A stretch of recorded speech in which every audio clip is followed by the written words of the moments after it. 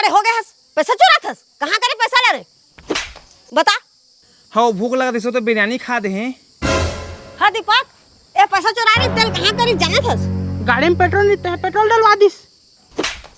हाँ सुनील, ए 125 रुपये चुरा रही तेल कहाँ करी जाना था? हाँ यह तो कॉलेज में प्रोजेक्ट रही तुम्हें पैसा दे दिस। हाँ वीरू, आई ए कोई घूमे करे तेल ते जाना थस? ये तैयार वार होके कौन लड़की मिलेगी रे इसको? कहाँ करे बता? बता तो मैं यहाँ दे फेस वाश ले हावा।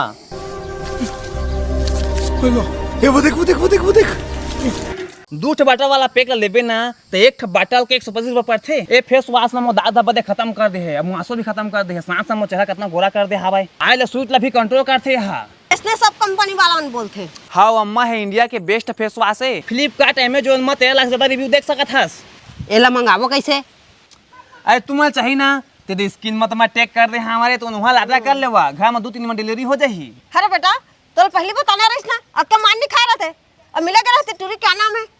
ओका नाम झोरी।